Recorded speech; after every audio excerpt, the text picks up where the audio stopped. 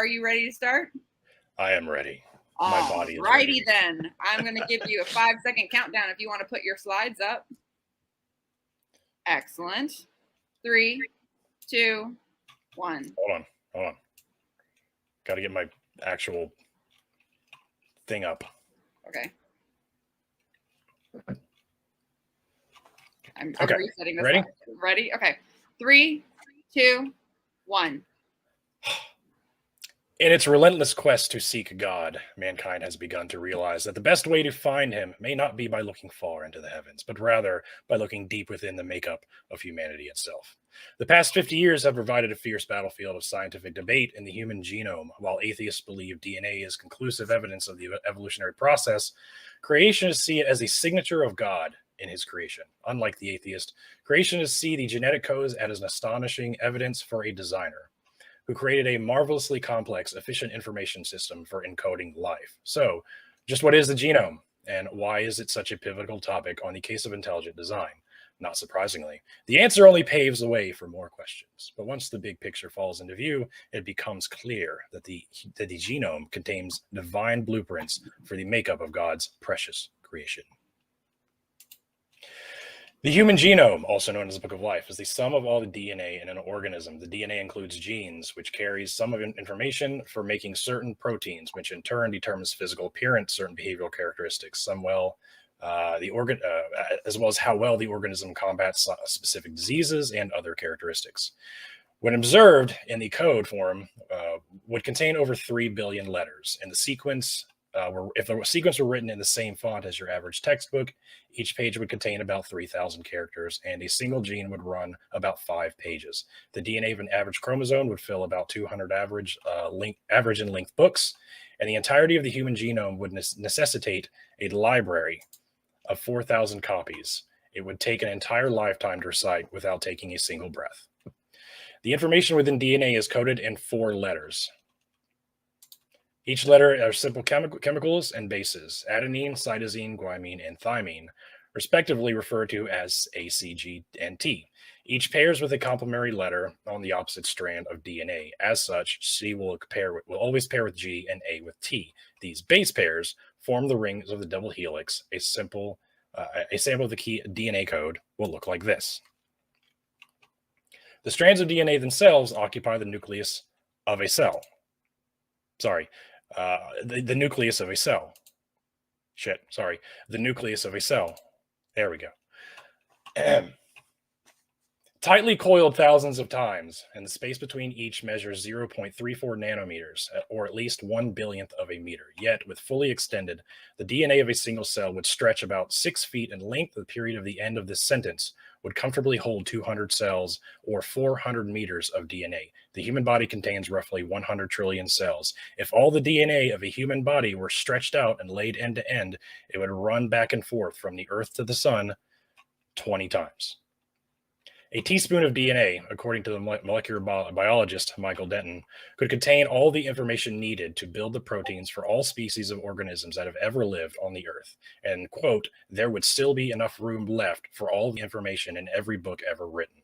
Many scientists refer to the genome as a recipe. This shows how immensely involved the recipe has to be in order to make man what he is.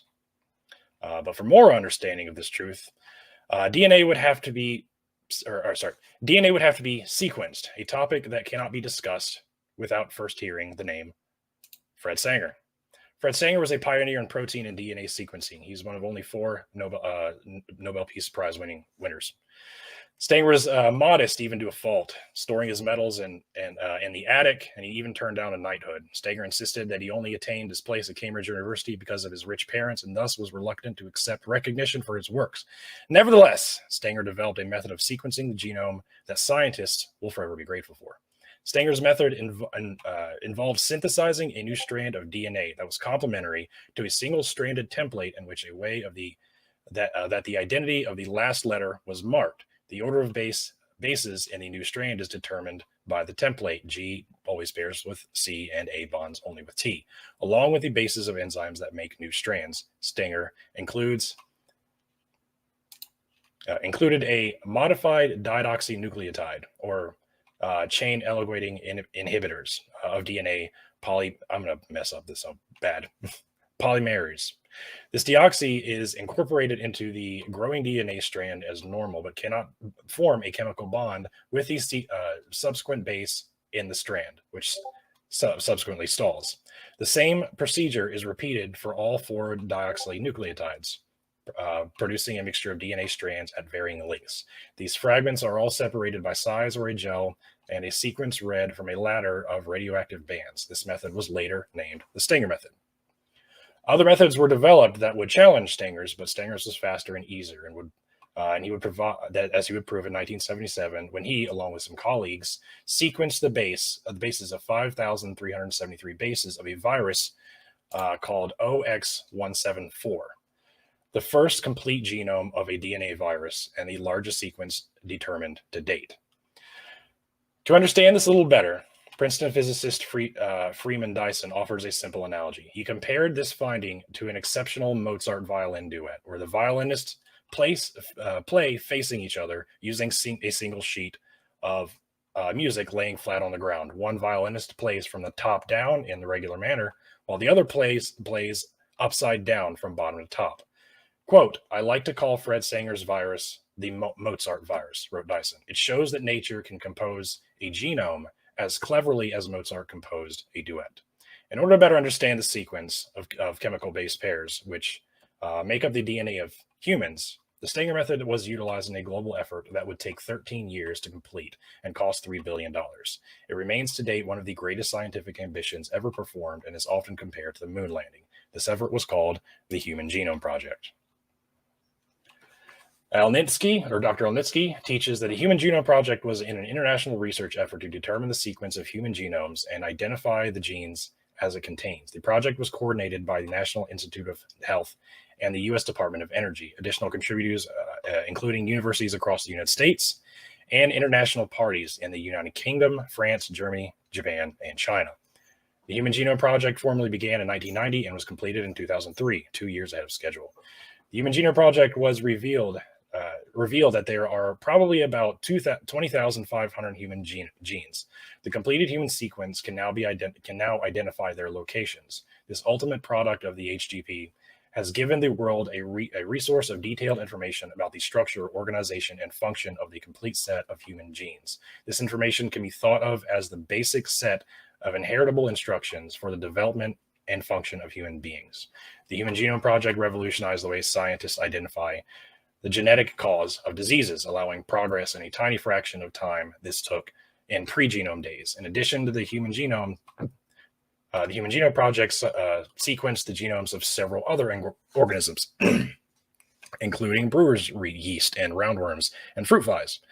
In 2002, researchers announced that they had also completed a work draft of the mouse genome. By studying the similarities and differences between human genes and those of other organisms, researchers can discover the function of particular genes and identify which genes are critical for life. Upon publication of the majority of the genome in 2001, Dr. Francis Collins, the director of the Human Genome Project, surmised the genome could be thought of in terms of a book with multiple uses. It's a history book, a narrative of the journey of our species through time. It's a shop manual. It's an incredibly detailed blueprint for building every human cell, and it's a transformative textbook of medicine with insights that will give healthcare providers immense new powers to treat, prevent, and cure diseases. The human genome has been used for numerous angles to try and disprove the theory of intelligent design, but one such example has theistic scientists stumped for some time. That is, the existence of junk DNA, which occupies almost the entirety of the human genome, 97% of this to be exact. This 97% of DNA is non-coding, meaning scientists could determine no reason or purpose for its existence, unlike the other 3%, which was coded and had a clear purpose. This was used as an argument in favor of a random process of evolution and against the existence of a divine author. After all, why would a perfect God create flawed DNA, which is primarily composed of useless non-coding regions? Recently, this question has been put to rest, as several studies show that junk DNA indeed was not random, but had an observable design to it, and it was observed to be and it does serve a purpose. Initial and subsequent studies showed that long strands of the non-coding DNA contained palindromes, which served to maintain symmetry between complementary strands. The discovery of these palindromes alone showed that the junk DNA was not random at all. Other studies examined large regions of genomes using statistical techniques borrowed from the realm of linguistics, have shown patterns of non-coding DNA similar to that seen in human language. For example, if you take the text of a language and create a histogram plotting the log of the frequency of occurrences of words against the log of the rank, the resulting plot is always linear with a slope of -1 for every human language. Likewise, when you perform the same plot of coding and non-coding DNA, the plot of non-coding DNA exhibits a nearly perfect linear relationship. The purpose or function of this DNA language has yet to be determined, but it makes clear the improbability of this happening as a result of random nature of evolution, and thus must have had a creator. In fact, well over 700 studies have demonstrated the role of non-coding DNA as enhancers for transcribing the transcription of proximal genes. To surmise the conclusion of these studies, an analogy: if the coded DNA were a CD, the non-coded, formerly known as junk DNA, would be the equalizer, the soundboard, the speaker, and everything else that was needed to play the CD before a sold-out crowd in Madison Square Garden. The non-coding DNA is anything but junk as a result of random evolutionary adaptation mechanisms, but rather has a very clear purpose and was fine-tuned as deliberately as the cosmos. As a scientist who is also a believer, the chances to uncover the incredible intricacies of God's creation is an occasion of worship. To be able to look for the first time in human history at all 3 billion letters of the human DNA, which I think as of God's language, it makes us just a tiny glimpse into the amazing creative power of his mind. Every discovery that we now make in science is, for me, a chance to worship him in a broad sense, to appreciate just in a small bit the amazing grandeur of his creation. It also helps me appreciate through that as a scientist as a scientist, there are limits to the kind of questions that science can answer, and that's where I have to turn to God and seek his answers, says Dr. Francis Collins. Recent studies in information theory have discovered that information cannot be considered in the same category as matter or energy. Matter and energy can only carry information. They aren't information themselves. Information is an entirely different element. Any book contains information, but the physical book itself is not information. It is merely a means of containing transporting that information. The same principle can be applied to the genetic code. The DNA molecule carries the genetic information. It is merely a vessel and not the information itself. The information within the DNA molecule is extraordinarily precise, so much so that a single mistake that is not caught turns out to be one error per 10 billion letters. If a mistake like this occurs in a particular important section of the genetic code, it can cause a disease such as sickle cell anemia. That is how important each and every letter in a 10 billion letter sequence is. The slightest error could cause severe problems for the DNA in the host. The human genome is so incredibly complex that scientific laboratories all around the world have not been able to produce even a single human hair, much less an entire body consisting of 100 trillion cells.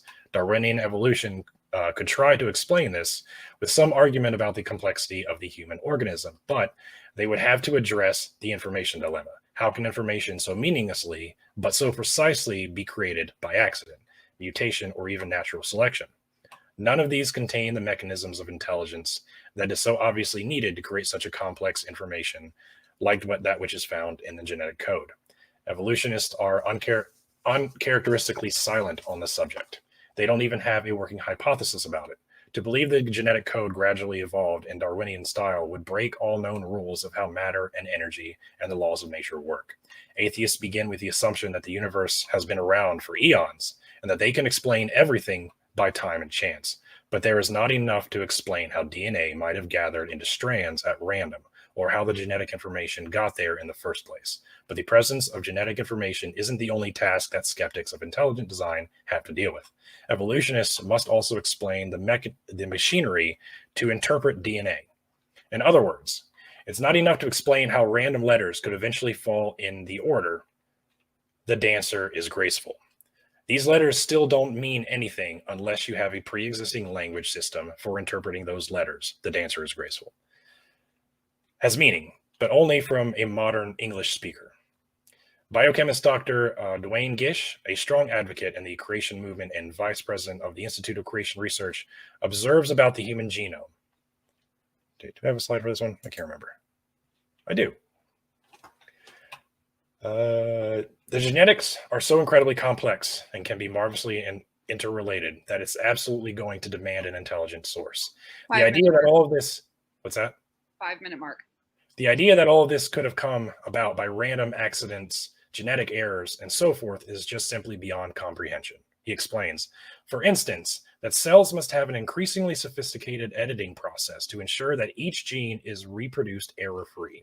If life did not have that editing process right at the very start, then it would just mutate right out of existence, he explains. All those errors would slip through. They'd make nonsense, they'd make nonsense. And that would be the end of it. The fact that we have to have that editing process from the very beginning means it had to be created to be there, to be effective, and to do that work, or life could not exist. The DNA code is both conserved and unique. It is found through all species, seemingly with only a few minor variations. And so if evolution is true, that means the code must be difficult to evolve. It somehow arose very early in evolutionary history and then remained constant thereafter for billions of years. Cornelius, in 2013, observed the code as being unique and special. It has several profound properties that are very helpful. For instance, its arrangement is such that the effects of copying errors are minimized. This means that if evolution is true, the code must have evolved by a long, drawn-out process that, quote, found these special properties. That is, the code must have been repeatedly altered so that design space was explored and selection must have been guided. That process to the extant code, but the code evolved in that sort of process. That means it is not particularly difficult to evolve, but as pointed out above or earlier, if evolution is true, the code must be difficult to evolve, which presents another contradiction. Beyond all of this, the fact that the code is unique and special also presents the problem that beyond all of this, the fact that the code is unique and special, same sentence twice. In fact, a recent paper by Vladimir Shmederik and Maxim Makarov computed that the probability of that the DNA code could have arisen via evolution is 0.0000000000000001. Of course, some liberties and evolutionary assumptions were built into this calculation, but even so, the result is that the probability of the DNA code evolving is quite extraordinary. Dr. Stephen Meyer, director of the Center of Science and Culture at the Discovery Institute in Seattle, Washington, considered these recent discoveries about DNA as the Achilles heel of Darwinian evolutionary theory. He observed, evolutionists are trying to apply Darwinian 19th century thinking to a 21st century reality, and it's not working. I think the information revolution taking place in biology is something the death keel for Darwinian and chemical evolutionary theories. Evolution has had its run for almost 150 years in schools, university, and its press and the media. But now, with the discovery of DNA, it's just a vessel for information. Oh, missed that earlier. Which in its own entity, apart from the matter and energy, evolution cannot ignore the evidence and continue to dodge the ultimate outcome that so many scientific discoveries in the past 50 years are almost conclusively making, as the author of Darwin's Black Box and the Edge of Evolution, Michael Behe, states. A stellar philosophical mind ponders the latest scientific result. The conclusion, a God stands behind the rationality of nature. I yield the remainder of my time. I concede. Oh, wow. No, that's actually brilliant. You had exactly 55 seconds left. So, bravo. Yeah. Oh, 55 seconds left. Okay. That was really interesting. I've never actually heard that argument before. So, Yeah. I mean, it's not. I took a lot of notes. I So, actually didn't take very many notes because I've heard this quite a lot from him. because I know what he's talking about. But yes, All right. I will reset.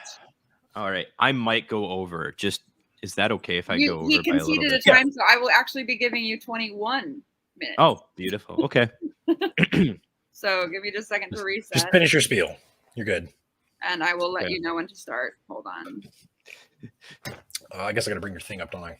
Oh my god. I'm like freezing right now, by the way. You have a blanket or something. Jesus. know. I'm fine. That's why I move in so much. Oh my goodness. All right. Give me I just think a second. We'll get the things you're going. fine. I'm trying to figure Sure. out the best way to set this up so I can see my notes and everything too. All right. Just let me know when you are ready, and we'll do the little countdown. Okay, I'm ready. All right. 3, 2, 1, begin. Good evening, fellow heretics. So I first just want to say thank you to DadPool for doing this. I've been really looking forward to this. Before I get into my argument, I just want to talk about our goals for tonight. We're trying to raise some money for some people in need, and I think that we can all get behind that, regardless of our ideologies. Another goal of mine tonight is to show atheism as a rational position to hold. I see too many Christians who watch too many William Lane Craig and Frank Turek YouTube videos, acting like it isn't, and oftentimes strawmanning atheism and mistreating atheists as a result. And I want to change that. So as grand as it might sound, I'm hoping to give the strongest atheological argument the audience has ever heard. I also want to encourage intellectual honesty and humility by steelmanning the other side. And I hope that this can be a bridge builder between atheists and Christians so we can get rid of this gross atheist versus Christian paradigm and instead adopt a paradigm where we lovingly serve each other in a mutual pursuit of truth. So for those who are interested, by the way, I'm going to debunk myself. And I think it's next week.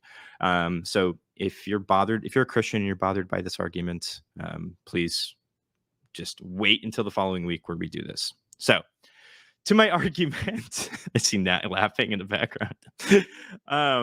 To my argument. Okay, so definitions first. Theism. I take theism to be the theory that there is a being, a person without a body, that is a spirit, present everywhere, that's omnipresent, the creator of the universe, that's perfectly free, able to do anything, that is omnipotent, knowing all things, omniscient, perfectly good, a source of moral obligation, eternal, a necessary being, holy, and worthy of worship. Atheism, contrary to the popular definition online, I'm actually going to take the position mainly defended by academics like Draper, Oppie, Mackey, Sobel, and various other atheist philosophers. And so I'm going to say that causal reality is natural reality. The domain of causes is nothing more nor less than the natural world. Atheism says that there are no gods. In consequence, atheism says there is no God. And so there's many plausible models of naturalism and theism. For today's purposes, we will be looking at these broadly speaking. So before we get into that argument some more, I'm going to talk about evidence and methodology a little bit. So evidence, I take evidence to be any observation that probabilistically favors some proposition being true. And so according to the law of likelihood, some observation is evidence for hypothesis H1 rather than hypothesis H2, if and only if the probability of the observation given hypothesis 1 is greater than the probability of the observation given hypothesis 2. So if I have any data, D, and any two competing hypotheses, we can then ask some questions like the ones I have on the slide here. So here's a helpful analogy to help us here. There's supposed to be an animation. Oh, darn it, whatever. Helpful analogy. Say we have two jars. Both have 10 jelly beans. Jar 1 has 2 orange and 8 blue. Jar 2 has 7 orange and 3 blue. Say we had someone pull from a jelly bean randomly out of the jars, one of the jars while we're blindfolded, and then they hide the jars.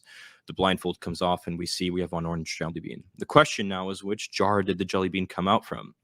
Our two hypotheses are jar 1 and jar 2.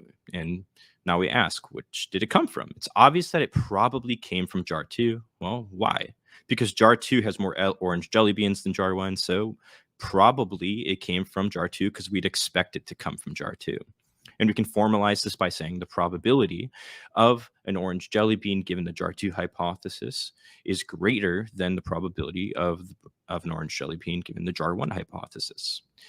This is how philosophers of science, and scientists themselves conceive of evidence. We don't need to strictly test and repeat the act of pulling out from the jar to have evidence of which jar it came from. Another thing to think about as well that my argument relies on is theoretical virtues. And these are traits of a theory that show whether or not the theory is probably true or worth accepting. If a theory lacks these virtues or even contradicts them, then the probability of that theory is lowered. And these virtues are important because they provide another way to assess the probability of different theories. So if we had two cases where the two hypotheses are at a stalemate of 50-50 probability, we can still assess the probability based off these theoretical virtues. So the structure of my argument is going to be Bayesian. And so I'm going to be arguing that the probability of theism is very low, while the probability of atheism is very high. So please take note of the symbols I take in mind. You'll notice the negation of theism. For brevity's sake, I'm just going to be equivocating that with atheism, just to make things a little bit more simple. I'd be more thorough if I had more time. So let's talk about background knowledge. So I have a hard time believing that we have much background knowledge to believe that theism is true. For one instance, we don't have knowledge of people who are not embodied. Every instance we have of a person that we've interacted with is embodied. We also have no background knowledge of immaterial things being able to interact with the physical world. After that, theism's not a simple theory. Sure, theism might postulate one entity, and I grant that, but this entity is added in addition to the physical universe. So the ontology for the theist is 2, while for me it's 1. On top of that, the theist must then add on several ad hoc suppositions to make sense of data, which then multiplies the theist theory to 2 plus n. Then theists must also add assumptions on about God's intentions, powers, etc., etc. Theism also lacks explanatory power. We might say, well, God did this because he wanted to, but then why did God want to do X over Y? And so given this, God's actions are either going to be brute facts or they're unexplained. Theism also lacks both internal consistency and internal coherence. There's components to the theory that are not coordinated into an intuitively plausible whole. It has odd ad hoc hypotheses, theoretical components merely tacked on to solve isolated problems. So, for example, it seems logically impossible to be omniscient or omnipotent. The Christian might come back and say, well, like God can do all the things that are logically possible, but now that's another ad hoc supposition we can add on, which lowers the probability of the theory. In the Christian doctrine, the Trinity seems to be an inconsistent set, and the Christian then again is going to have to add on other ad hoc suppositions that again are going to lower the probability of the theory because of the extra hypotheses. Much more could be said here, but that will suffice. And so given all this, I'm just going to be conservatively assigning the probability of theism, given the background knowledge we have, 0.49 or 49%. So far, I'm saying that the probability of theism is lower than the probability of its negation, given our background knowledge. Next, we're going to look at posterior data. So this is new evidence we'll be looking at. So we're going to be looking at inscrutable evils. These are evils for which we can see no morally adequate reason God would allow to exist. So some examples we'll go over are going to be human and animal suffering, teleological suffering, evolutionary suffering, fine-tuned parameters for suffering, the non-experience of God, reasonable non-belief, non-resistant non-belief. And other examples we won't go over today are listed below there as well. So we're going to consider cases of inscrutable evil in which we can see no satisfactory justifying reason for an omnipotent being to allow. There are massively debilitating genetic diseases which cause great suffering and are often fatal. Since they're genetic, the children who suffer from them cannot have deserved them. Before the advent of genetic testing, their parents were not in a position to know the risk ahead of time. So consider epidermolysis bullosa, the dystrophic epidermolysis bullosa Research Association of America calls it the worst disease you've never heard of.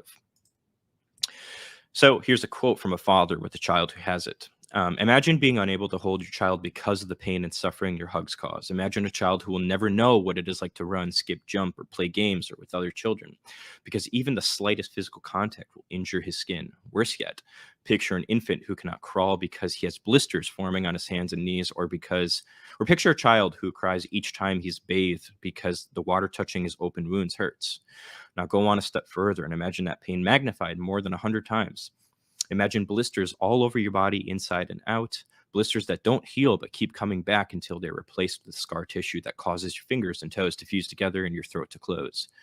Imagine you, your child, or some other loved one facing a lifetime of such pain, disfigurement, and disability. This is the life of someone born with epidermolysis bullosa, and there are approximately 500,000 sufferers worldwide. According to UNICEF, every day, on average, more than 26,000 children under the age of 5 die around the world, mostly from preventable causes.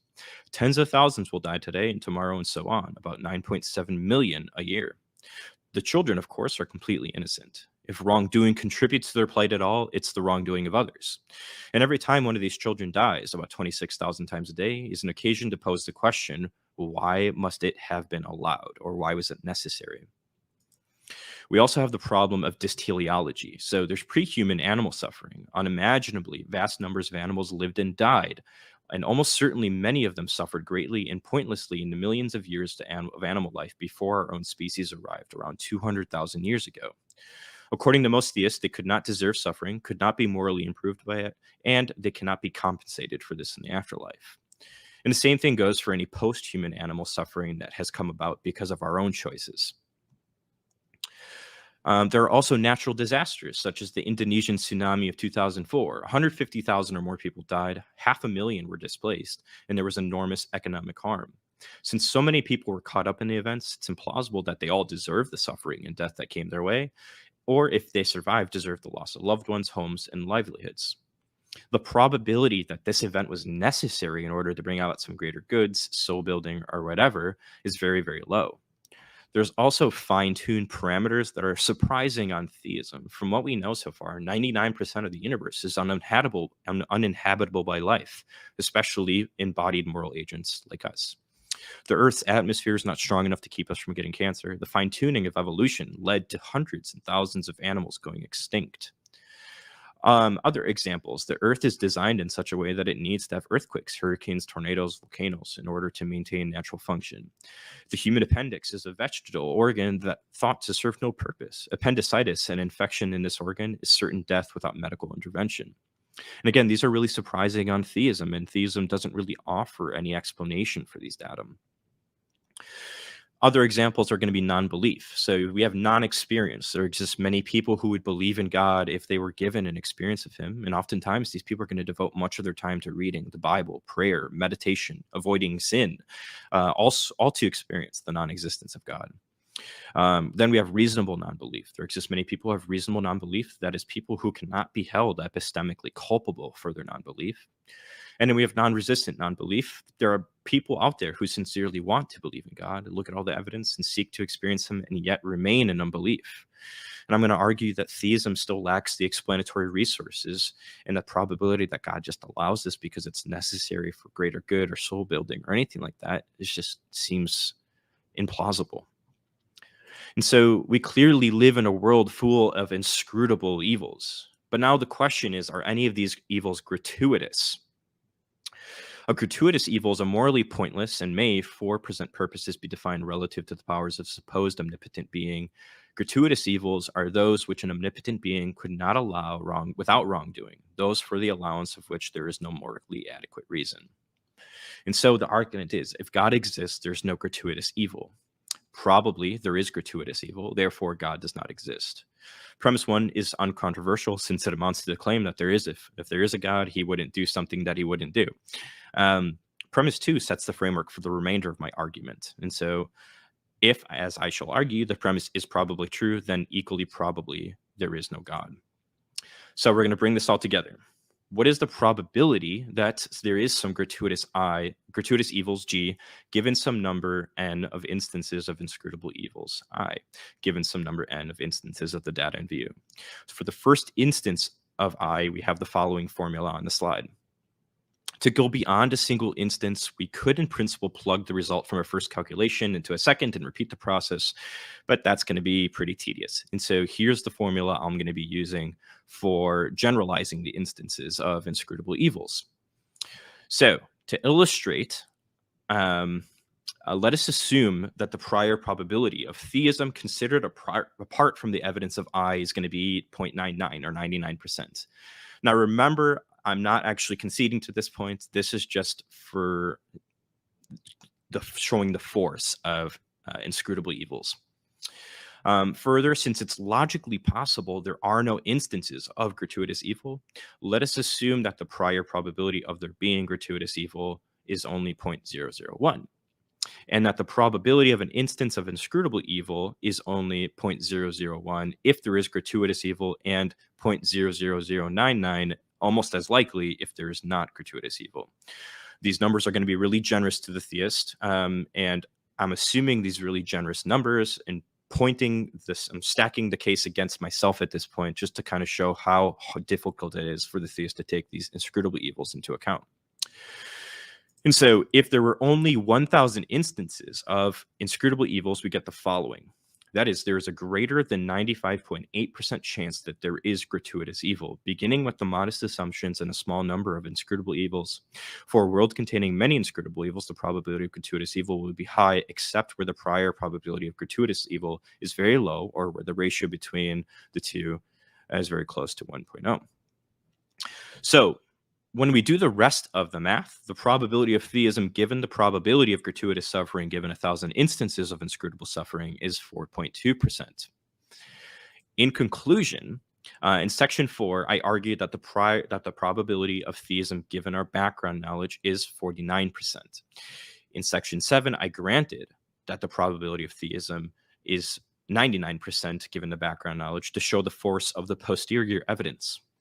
The result of this was, again, that the probability of theism given our data was 4.2%. We stayed conservative on top of that at 1,000 instances of I, but I think that the data suggests that the instances of I could range to the tens of millions. And so in summation, when we consider both the prior probability of theism and the posterior probability of theism, I'm arguing then in conclusion that the probability of theism given our background knowledge and the evidence is greatly less than 1%, while the probability of the negation or atheism given our background knowledge and the evidence is greatly higher than 99%. And I concede the rest of my time. You actually have 5 more minutes. Are you sure? Up to you. Yeah, no, I'll just concede the rest of my time. Okay, cool. I don't have anything else planned. No, that's fine. You thought you were going to go over. You didn't. That was wonderful. The fun thing when you talk about stats and you do science is that it is straightforward.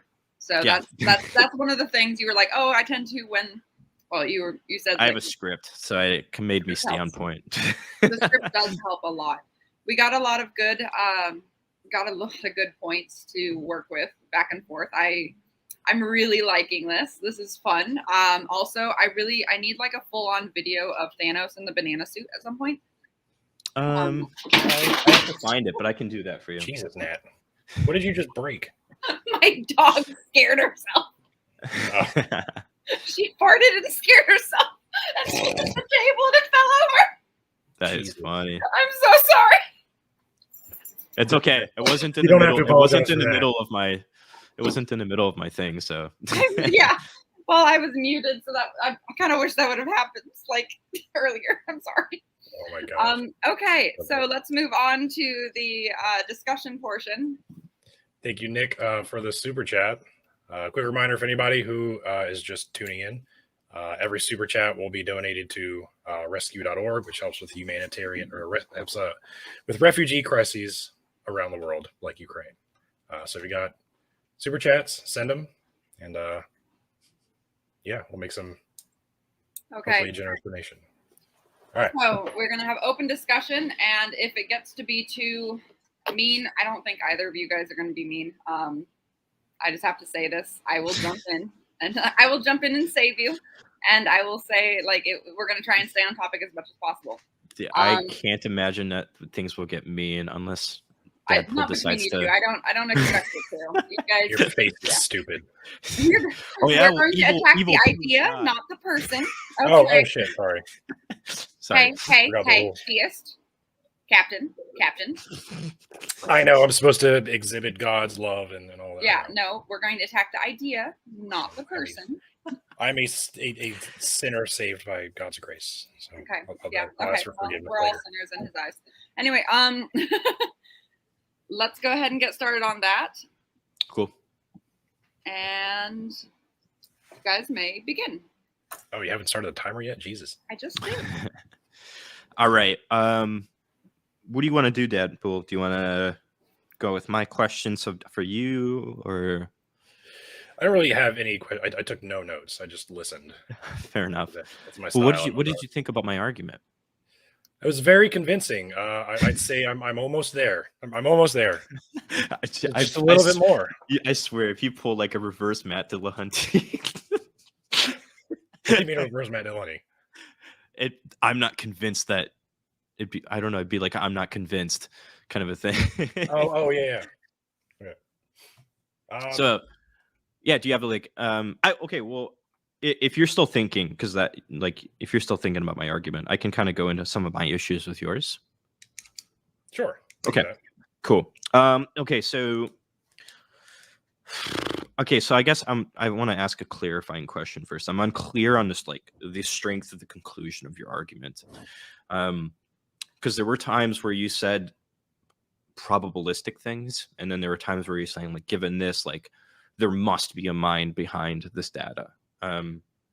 So can you kind of help me understand, like, what kind of argument we're looking at here, whether it's like deductive or like more inductive? I'd argue that it's deductive, because the probability of our what makes us our genome is it's not likely that it happened by random chance of science or even some sort of guided evolutionary method. Okay. It seems to have a clear director behind it. Okay. So if we're taking a deductive approach here, we're saying like our premises necessarily entail the conclusion that there's a mind, right? But when we're dealing with probability, inherently, unless there's a 0% probability that unless there's a 0% probability on the negation of theism or atheism that we'd have this data, I don't see the entailment. So I would say like that's kind of a non sequitur. You know what I'm saying? I do see what you're saying. You got a good point there. Okay. So like I'm fine if we wanted to say like this is a probabilistic thing. And in which case like I would have different objections.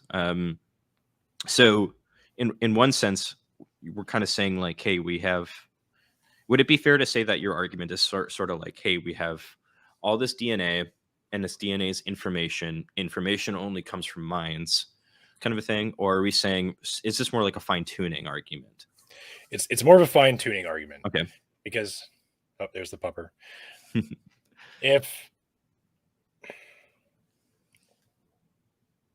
Like I said in my opening statement, our DNA is very, very fragile, incredibly fragile. Over 10 trillion strands of DNA, I forget what it was.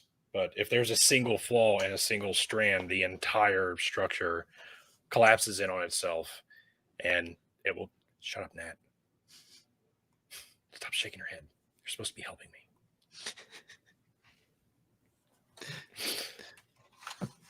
Fuck, what was I saying? The entire structure. Yeah. So, if fucking Nat, I hate you. If our genome is very self-correcting, without some sort of... What am I even trying to say now? So it sounds like what you're trying to say, right, is like this is like surprising data on atheism. It is surprising data. Yeah, that's a good way to put it. If it was not guided in some way, it would likely fall apart and we would evolve out of existence. But something is there, making sure everything goes the way it's supposed to. there's little flaws here and there, Mhm. like the example of sickle cell anemia, but those are very minuscule and very rare, and that genetic defect is the result of a like 0.00001% of the gene sequence. Mhm. What one tiny little error causes a massive flaw in the entire being.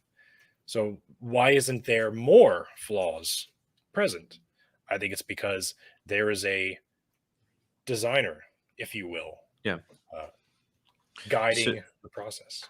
so okay, so then if we're going to take that kind of like a probabilistic route, I think we can come up with a few more like simple hypotheses for this. Do you want me to answer this question right away, or okay? Actual question, I haven't even read it yet. I'm glad I you just brought it up. I saw Let's two discuss Than. it later. Yeah. Okay. Cool. So you would agree that we want our theory, like at least in my opening statement, when I talked about those theoretical virtues, right? And we want, for instance, like simplicity to be part of our grand theory, right? You would agree? Yes, we're looking for simplicity to be part of our grand theory, right? Okay. Occam's razor. Yes. Yeah. So let's just say, like, I grant your argument that there has to be some sort of mind behind all of this. I don't think it entails. I don't even think that conclusion would even entail theism. I think some sort of panpsychism could take this into account, and in my ontology would still be simpler. And so, if you're unfamiliar with panpsychism, it's this like idea that the universe is conscious as well, right? And so I would have like a simpler ontology then.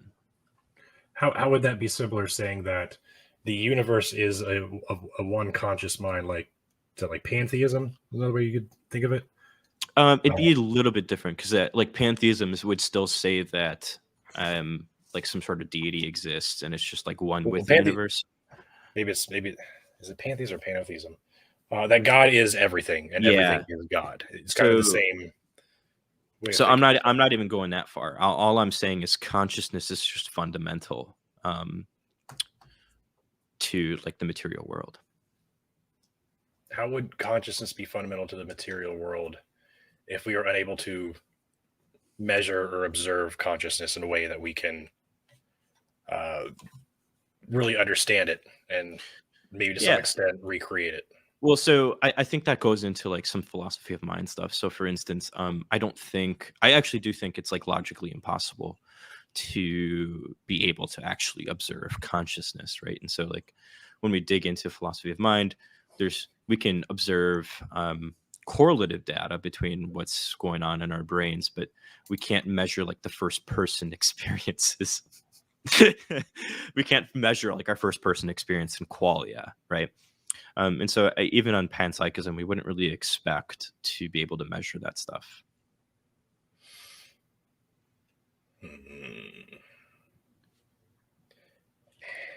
So you can't expect to measure certain things or to be able to measure certain things. I goes into my opening statement about how the gene carries information. Information isn't really something you can tangibly measure. Mm-hmm. So it seems like that argument could be used for either case. Well, yeah, no, but so because I brought that up, am I missing the point you were trying to make? So, because you asked the question, like, okay, so if like reality is fundamentally going to be mental, why can't we measure the consciousness of like the material world? That was your question, and I was just saying like you wouldn't really be able to measure it in the first place because we can't even measure it with us. We can just only like measure correlative data. So full disclosure to everybody in the chat, I don't know very much about science or philosophy, so Than absolutely has me on the ropes, and he's going to, and I don't know shit about math either. So I'm much more. More wait, let's go to a different much more. We can stay here. Okay. I appreciate the challenge, but like, yeah, I'm not going to do well here. This is outside of my area of expertise. I feel really bad, but I'm trying my best. So let's do this. Maybe just switch places with Than or with Nat. Just like let me do the discussion. But Dan, yes, can you, or Nat, can you do the can I do discussion the portion science for me? bit? I can help clarify things that you have questions about later. It's fine. Hold on. You Okay, got this. Go. So, okay, help me out here. One of my notes that I took here, and this is like, these are actually like genuine questions, by the way. Like, I've never heard your argument before. So I'd agree with you that DNA is going to be information, right? So I guess one of my questions is going to be, it seems like we can make a distinction between like mind-dependent information and mind-independent information. And so what I mean by that is like, I can look at a tree, right? And like, in a sense, like the tree is information because I'm gathering the like it's like visual data that I'm taking in and I'm still perceiving it. But very clearly, like there wasn't another human that made the tree for a specific purpose for me. And so do you get the distinction I'm making between the two at least? Yeah. Okay. So like, can you distinction between design and non-design kind of thing? So what kind of criteria are we looking at when it comes to DNA versus something like a tree? Well, I think it goes back to probability, like we were saying. The argument that I was using is suggesting that the fact that everything happens naturally is improbable. So a tree is much simpler in form and structure, inside and out, than a human being. The human being is where did I put that? The human beings have far more genomes than any other creature on planet. There's a reason for that. And our ancestors actually had a lot more than we do today. I'm not sure the reason for that. I have to do more reading. But our genetic code has systems in place that trees do not, that other animals do not, that plants do not. So it seems that we were created specifically with a specific purpose in mind. Nat. So while it may be more likely that a tree came naturally, it's far less likely that we, as human beings, who are so far more complex than a tree, came naturally. Sorry, I'm not laughing at you. My wife is in the chat and she goes, "Fantasy is my fantasy." Because oh, nice.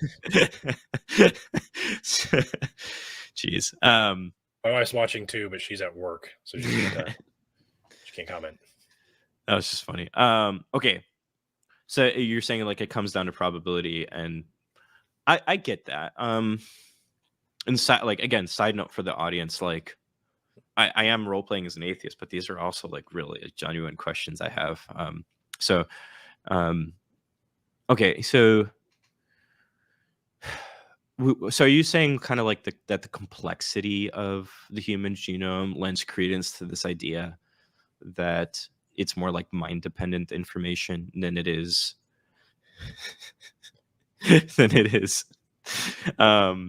mind-independent information? Yeah. Okay. Okay. I'm willing to grant that. So do you think, okay, another clarifying question. Is this like this isn't an argument against like evolution or like a Yarners creationist argument, is it? No. Okay. No. Okay. I know it kind of sounded that way at some points, but it wasn't an argument against Darwinian evolution. It was more like a model of it that's like guided evolution. Yes. Okay. Got it. Okay. I gotcha. So I'm willing to grant that. Let's just grant that. Okay, it's more complex than the majority of the information that we can like perceive. That's going to be mind independent information. So then my question is going to be something like, what's stopping us from just saying like the universe has some weird predisposition to bring about these like biological laws, I guess you can say. What would stop us would be, how do we know that? Well, how do we know that? How do we know the universe has a predisposition to anything? So I'm not really saying that we do know for sure. Like when I say no, we're more so like at this point, right? We're comparing. Is it more likely that it has? Yeah, we're saying we're comparing grand theories, right? Like, okay. I even my Christian self is going to say we can't really know 100% that God exists. I think that's ridiculous. We're just comparing grand theories. Without faith, it is impossible to please God. Yeah. So, do you get what I'm saying? So, like, wouldn't it still even just be simpler to say something like the universe just has this weird, mysterious predisposition to bring about complex life? Maybe, but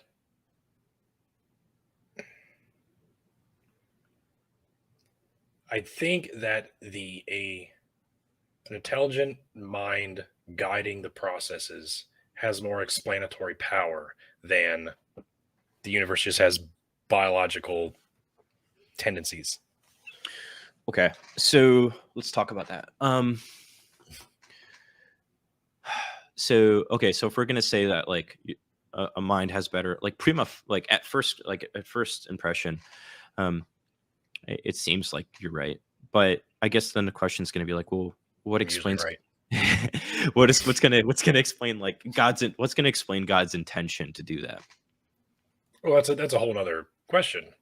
We're not asking about God's intention or even his nature, or desire or design, or even if it's, hey, let's say if it's not just one God, maybe it's multiple gods. Mm-hmm. Who knows? That's a whole nother thing. Well, it's just the existence of a guiding mind. Thank you for the hail. Wait. Hey, Cthulhu! Oh my goodness, that thing is kind of cute, dude. It's fucking cute, but got it second in Charles. Theist. We're theisting today. We are theists. Oh, we are theisting. Was I? Oh yeah, you're supposed to like tell them to repent and yell at them or something. Like, no, abomination. No. Abomination, a cute one, but okay. Thank you. Okay. Well, let me gather some thoughts here. Do you have any questions on my argument? Any objections or? I have some. Or we can go.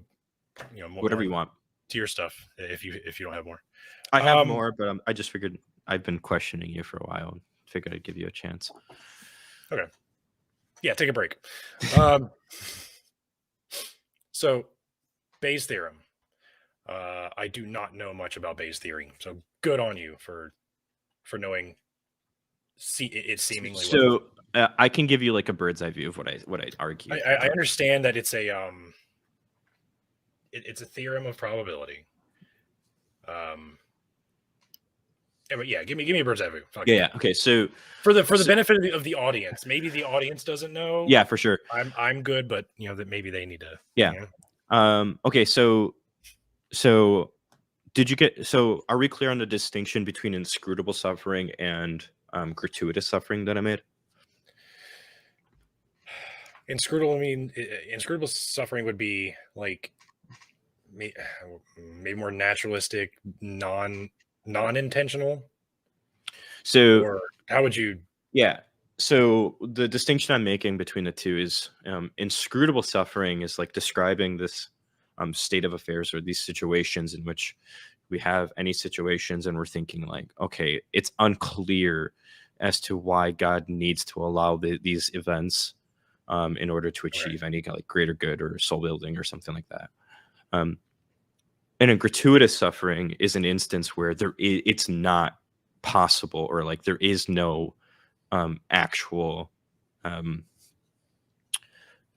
like there is no the evil isn't necessary for achieving something better, right? So like the distinction is like here I'm unclear as to what it could be. That's inscrutable suffering, and gratuitous suffering is making the claim there is no reason, which means that thing is incompatible with God's existence. Gotcha. Okay. And so what I'm saying in my formulation of the argument then is saying like, even if we grant a 99% prior probability that God exists, and we just had 1,000 instances of inscrutable suffering, and we granted 0.001% probabilities of those inscrutable sufferings being gratuitous sufferings. Just 1,000 instances would get us to this probability that there's a 96% probability that there is gratuitous suffering that exists. Okay. And so, does that make sense? Mostly. Okay. So that's like my argument. Enough for me to keep going. All right. Okay. So like that's my argument, right? Like I'm saying, like, so there's a 96% chance that gratuitous suffering exists given 1,000 instances of suffering that we don't know what the explanation is. Or we think we can't, like, you right? Yeah. I would say suffering is not evidence against a divine being or creator. A god could have a purpose, like you mentioned, for the evil that is caused. To say that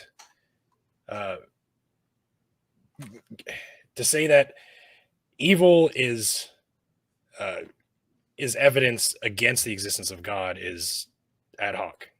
We don't know. Maybe God wants that to happen. Maybe he has a larger purpose for the evil that happens. The evil existing in the universe is separate from whether a God exists or not. It's a completely separate issue. So I guess I'm having a little trouble with that. Trying here, y'all.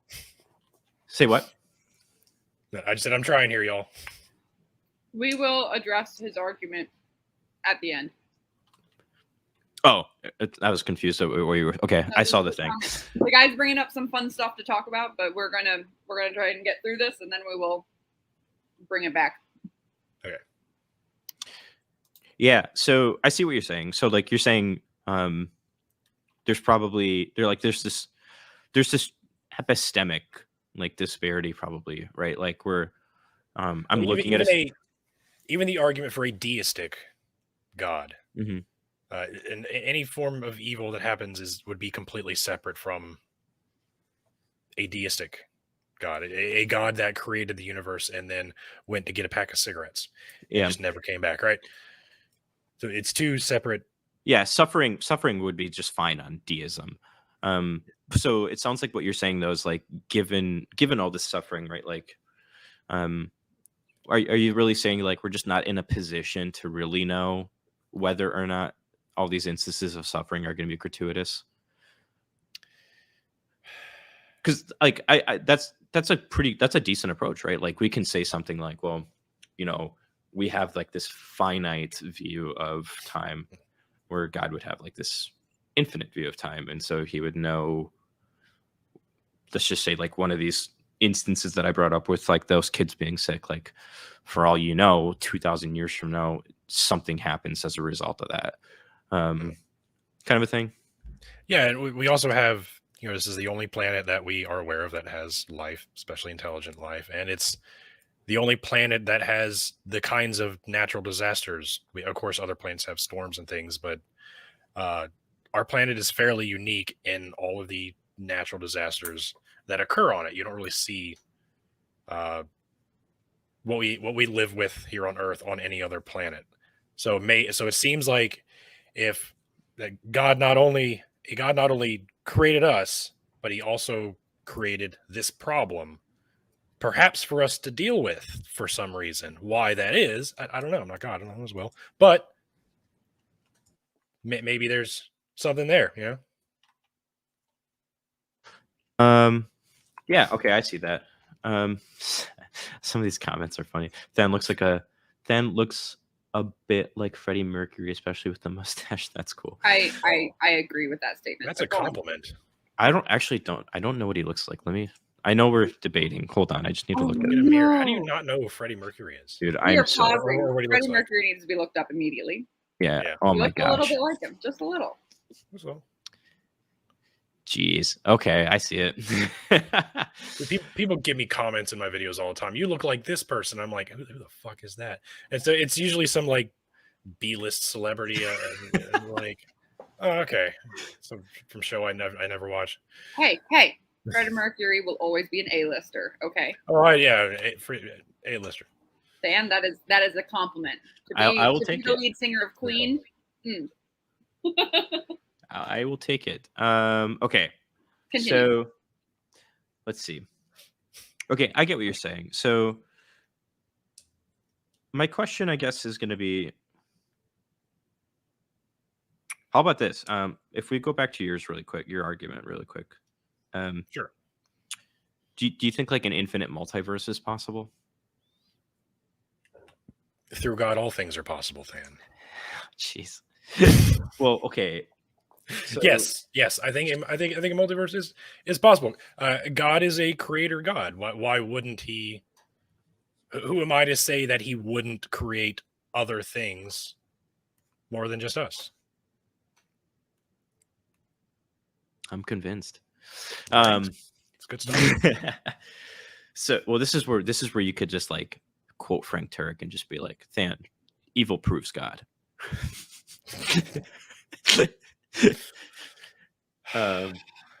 Please don't. Okay, if there's any Christians listening, please don't do that. Like, please, it's not a good argument.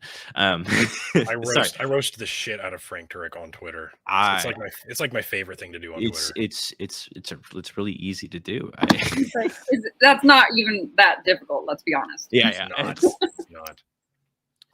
I don't like what he does. Anyway, I mean, okay, so there's like, yeah, those are like the objections I have, right? Like, why I guess the universe having that predisposition to just kind of bring in this about seems simpler. Jeez, Dylan.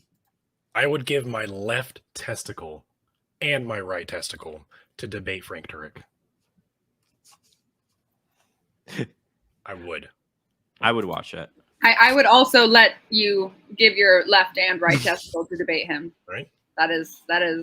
You don't want to donate an ovary to the cause or anything? No, I'm okay. All right, that's fair. So your body, your choice. If it means free healthcare for women and it means I can fix myself, like, snip, snip.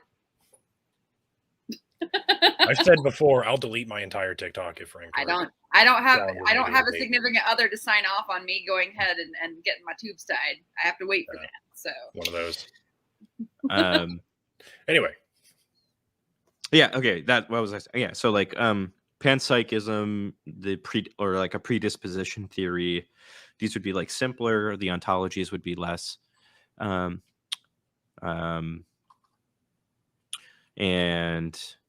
yeah, we're gonna get to questions. Once we're done. That's my boy. Yeah. I think I'm familiar with. He looks familiar.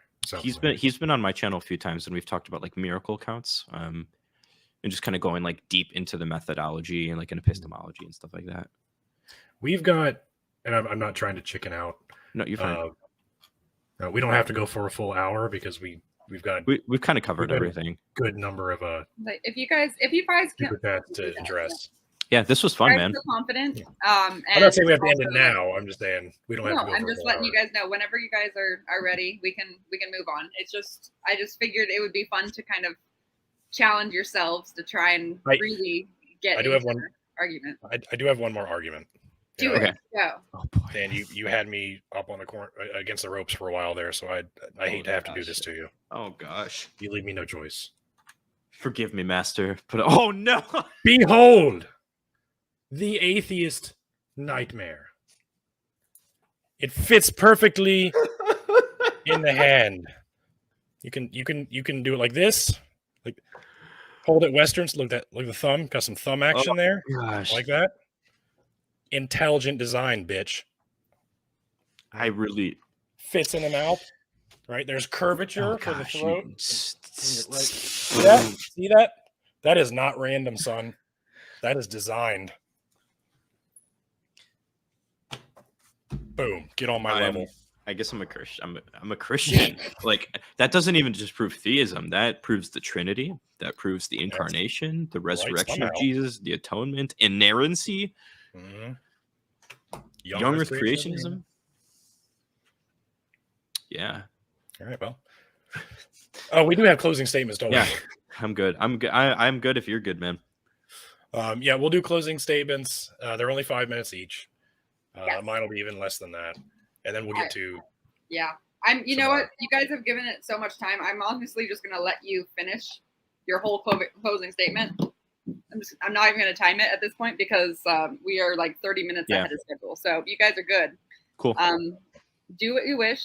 The affirmative goes, I believe, and we will see how it goes. Sounds good. I'm not going to time you. You guys are good. All right, here we go. Begin, DadPool. Remarkable discoveries. I don't have a slide for this one. Remarkable discoveries about the complexity of DNA continue to provide solid evidence of the divine creation of life. In fact, it was the main reason that Sir Anthony Flew, the late famous philosopher who was the leading atheist in England, renounced his atheistic worldview and accepted the existence of God as the most probable reason behind the science he observed. Regarding whether recent research on DNA had influenced him, I misspelled something. Had changed his mind. Yeah, he said, "Yes, I now think it does, almost entirely because of the DNA investigation. What I think the DNA material has done is that it has shown by the almost unbelievable complexity of the arrangements which are needed to produce life. The intelligence must have been involved in getting these extraordinarily diverse elements to work." He went on to say, "I now believe that the universe was brought into existence by an infinite intelligence. I believe that this universe's intricate laws manifest what scientists have called the mind of God. I believe that life and reproduction originate in a divine source. Why do I believe this? Given that I expounded and defended atheism for more than half a century? The short answer is this. This is the world picture as I see it. That has emerged from modern science. Science spotlights three dimensions of nature that pointed to God. The first is the fact that nature obeys laws. The second is the dimension of life, of intelligently organized and purpose-driven beings, which arose from matter. The third is the very existence of nature. Most arguments about evolution and intelligent design offer only anecdotal evidence and are inherently incapable of actually proving anything. Fortunately, the science of modern communications easily proves the answer. Patterns occur naturally with no help required from a desire. Snowflakes, flowers, hurricanes, sand dunes, stalactites, etc. These patterns are the natural result of science. Scientists categorize as chaos and fractals. Examples of symbolic codes, including music, blueprints, languages like English and Chinese, computer programs, and DNA. The essential distinction is the difference between a pattern and a code. Chaos can produce patterns, but never codes or symbols. Codes and symbols store information, which is not property of matter and energy alone. Information itself is a separate entity on par with matter and energy. DNA is not merely a molecule or a pattern. It is a code, a language, and an information storage system. To suggest beings of this complexity and the information stored within them that is necessary for their nature and existence is only a result of random evolutionary mechanisms, not only is a narrow view of science, but undermines the extraordinary teachings that information gives to the passion God has for his creation. Simply put, it is not just unlikely, but extremely improbable that everything happened by chance without an intelligent designer. That is an interesting There's an interesting correspondence between Christian theology and modern information theory. The observation that words and information are the essence of creation. The earth was formless and void, and God spoke everything into existence, and reality itself obeyed and made it so. The further man looks into his own existence, it becomes even more apparent that mankind truly was fearfully and wonderfully made. I yield. That was beautiful. It was bravo. Nice. Very well stated. Than? Whatever you want. I feel like with your closing statement, your audience is going to want you to go ahead and throw on those glasses. Okay. If you're cool with that. I've had a few, I've been reading and I've had a few comments about like, why is he not wearing the glasses? But you know, it's the closing statement. Time to be cool. Okay. You may begin when ready. Wait, is there a different word I can use? You always say good evening, so good evening, fellow heretics. As you can see by my arguments, atheism is true. Captain DadPool has some poetic language to perhaps mystify you with the natural world, but at the end of the day, the natural world is all that there is, and the existence of inscrutable sufferings provides us with enough epistemic reasons to say that gratuitous suffering exists. And in a world where God is omnipotent, omnibenevolent, and perfect in general, it is logically impossible that these evils would exist given his existence. And so the universe is indifferent. You have no value. Yes, you do. I'm kidding about that. You even say it with a straight face. I can't like do these parodies of like what Christians actually represent you guys as sometimes as with a straight face because I can't stand it. But anyway, I've been struggling this whole time. It's hard, especially with these glasses. Anyway, the universe is indifferent, a cold, dark place. There is no Sky Daddy. That's all.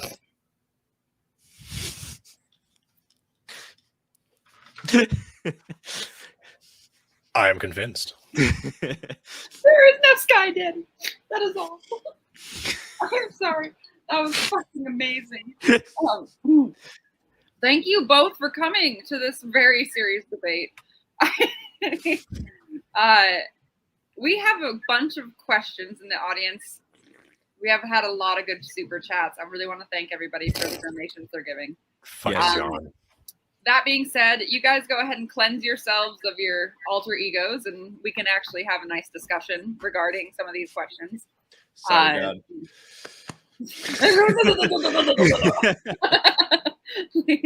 3 Hail Marys and it's like a blaspheme. Okay.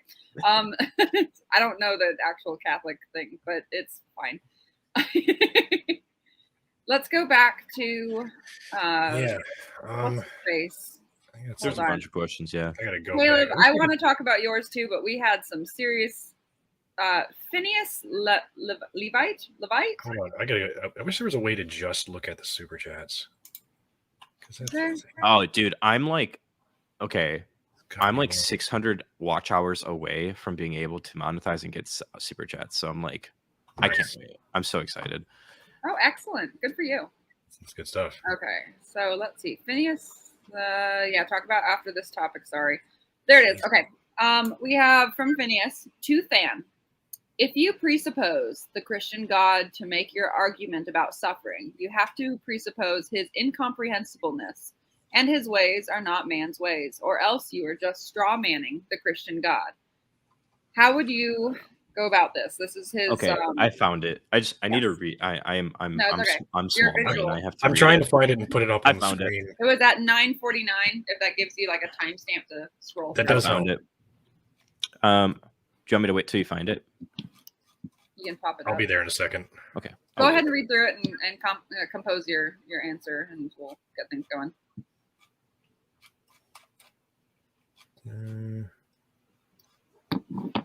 There's questions before 9:49. Was there? So. Should we take? Well, it's your show. Do whatever you want.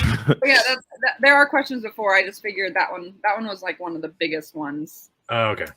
I'll look at the other questions prior. Okay. Well, this one I'll after this one I'll scroll to the top and just go through them one by one. Do you want both of us to kind of answer? Like I can like answer as my atheist self. Or I don't know. I was gonna say I just let you guys shed your thing. Okay. It would be great just to hear from you, Dan, since we haven't had you on the show. It would be nice to have your output, your input. What were you gonna say, DadPool? If it's addressed specifically to one person, try to just have that person because we get a lot of them. Okay. Yeah, but if anyone has anything you want to add, go for it. Cool. Okay, so in my argument, I'm actually not presupposing the Christian God. I'm really saying like, okay, we have this model of reality where the Christian God exists, but I'm not presupposing that he exists in a way that I'm saying like he has to exist. And so what I'm actually saying is like, given this idea that he does exist, here's some data that you wouldn't expect to see. And so if we talk about like God's incomprehensibility, then we're also going to kind of run into other issues, right? So like, for instance, if we're going to say, well, like God's incomprehensible, so we can't predict what he would and wouldn't allow, well, then we're going to run into issues, because then that kind of like cuts under our own beliefs as Christians at that point, right? Because we're going to say, then all of a sudden, like, why can't we just think that the resurrection of Jesus wasn't a hoax, and that the atonement isn't like just a big joke that God's playing on us? Because if he's incomprehensible, then how do we know he's not just playing a big joke on us? So I don't know if an appeal to incomprehensibility is going to work with this argument from suffering. And the other side of the coin is like the his ways are not our ways thing. Well, we got to work with the tools that we have at hand. And I'm going to say that our moral intuitions are tools into whether or not certain scenarios are evil or not. That's kind of like the bird's eye view of how I would answer that. So did that make sense to anybody? Or to an extent, he just commented as well that you're not arguing for his existence. Like, it's not an argument for his existence, I think. He's just in the chat making comments, but I believe that was well stated. Okay. I'm looking for the. I'm hunting down questions as they go. I have hit the top, so I'm going down. So far, I just saw one that says, so far, Than is just proving that DadPool wasn't a real Christian. I can't stand that argument. Gosh. At 9:09, we had someone say, "Who's winning?" Nat won the argument. I've won everything. It's okay. Don't you guys know the moderator always wins? Jesus won. Jesus. He did. Jesus won.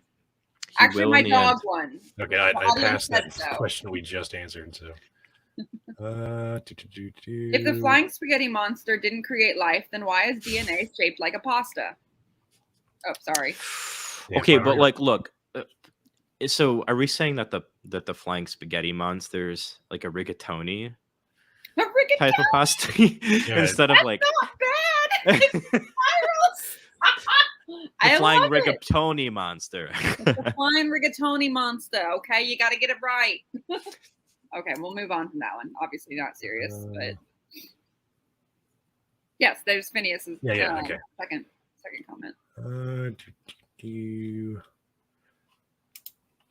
Atheist Than, how do you account for religious experience? Isn't that more probable under theism?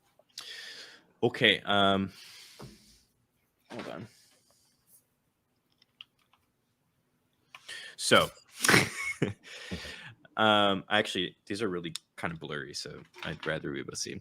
Okay, so religious experience. If I'm an atheist again, I'm going to say something like, well, so we can take into account religious experience, and there's two ways I can answer this, I guess. Like, one would be just be like a Morean shift, and so I can say something like, okay, so you have the religious experiences, and yeah, sure, they're expected under theism, but then I can also point to tons of other people who have non-experience of God, and so even if we say something like, yeah, religious experience is some sort of like probability raising data for theism, I can point to the non-experience of even especially like non-resistant non-believers and say something like, well, their non-experience of God in spite of searching for him constantly is evidence against theism. That'd be really surprising on theism.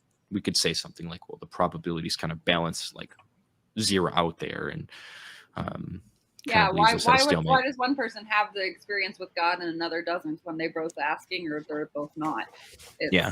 That's an interesting topic to discuss. Yeah, and that's me like just kind of steelmanning the atheists right there. No, but if you're focusing on that topic alone, not necessarily on atheism, just like on that concept, it is. Yeah. He did say atheist Than, so I guess we're wanting to know that. Yeah, that's one way I can go about this, but then I can also just kind of point out to like different cognitive functions of the brain and just say like, well, it's not surprising that we're going to have this, and just kind of pointing to that cognitive function that we're going to have that God faculty and saying, well, this is more expected under theism. It seems like we're kind of retrodicting data rather than predicting data. So, all right. I got a question. Captain, I have a question. Thea self, if nothing cannot be created from nothing, then who or what created God? Did he come from nothing? That is a great question. So God is omniscient, omnipotent, omnipresent. The Bible says he's the Alpha and the Omega, beginning and the end. God has simply always been. Now, I get the atheist argument that what created God, that whole thing, but the reality is there can only be one God. There can't be several, because at some point there has to be a beginning, right? And you can't just keep creating gods farther and farther and farther back. There has to have been one God who's always been there, right? So that's God. That is the one true, the all supreme, almighty God. Yes, Nat. I have a question Oh, Jesus. in regard to this. Theist DadPool. She just, jeez. Isn't that Sky Daddy the son of another pantheon? Like, isn't he part of that type of thing? This is getting into something. That was the original thought, right? Oh, it's because God had not yet intervened with humanity as directly as he used to. So people had ideas about God before. So they thought there was multiple gods of a pantheon. And then later, God intervened more. So they started to realize, there's actually just one God. These other gods are causing conflict. And then later, people realized, no, those gods don't even exist. It's just been one God this whole time. So it's just as human intellect developed and evolved, they started to realize more and more about God's name. The same way we learn more and more about science. We didn't understand how gravity or the sun or anything works at one point, but now we understand that very well. It's the same thing with the character and nature of God. We used to think one thing, turns out that was wrong. What new evidence has been presented? I'll stop. You can continue. The evidence of God revealing himself to the I was going to say patriarchy. That's wrong. To the patriarchy. Because he did. Oh, my fuzzy thing is gone. Yeah. The hell? Sorry, she scared herself again. Dina, come here. It's okay. Come here. You're okay. Hold on. Okay, go on. If man came from dirt, why still dirt? That is a great question. Oh, I missed one. Okay. Dan, if evolution, why still monkey? So, yes, why still monkey? So, I want to hear this. We actually give an evolutionary theory, right? Look, we didn't come from monkeys. They're just an ancestor of ours. So it's not really surprising that there are monkeys because we didn't come from monkeys, right? We just kind of delineated along the path, a new evolutionary chain where they're related to us, but we didn't come from them. Yeah. I think this is the last one. From John.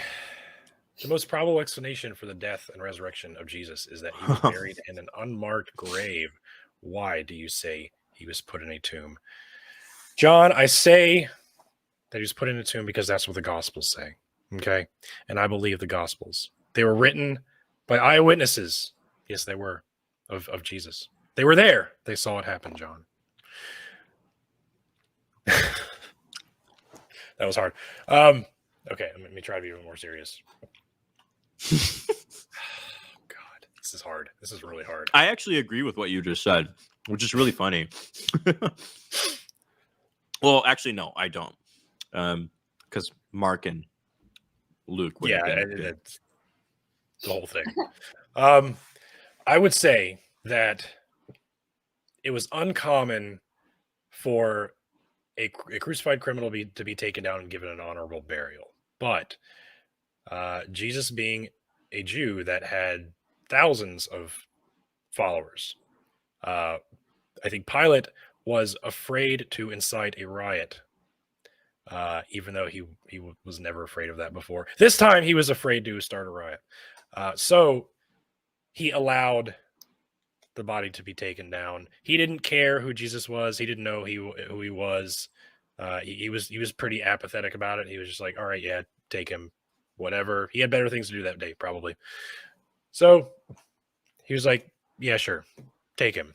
And just like the Gospels say, even though every tomb narrative is a little bit different, they all share the same basic tomb story. So you have 4 different sources. Hey, there you go. Who's that? That apologist? That's a detective or something like that. Oh, not J. Warner Wallace. yeah, not him. I didn't mean the reporter. The guy who did Case for Christ. Oh, Lee Strobel. There you go. He told me that it's not surprising that we would see that kind of stuff because it corroborates the. I don't know. I'm trying to give a Frank Turk level stuff again. and even Paul, he doesn't mention an empty tomb or a tomb, but he mentions a burial. And I think he just thinks that the details about the burial were not important because he was speaking to an audience that was already familiar with the story. You know, papyrus and ink were very expensive back then, so you can't write a whole lot of details about things. So he had to kind of just keep to the basics when he wrote. So he was just like when he was buried, and he didn't really mention an empty tomb because it would have been pointless to do so. It would have been a waste of paper. The authors of the Gospels, however, were more had better access to papyrus. I don't fucking know. I'm just I'm making shit up as I go, trying to see how you're doing great.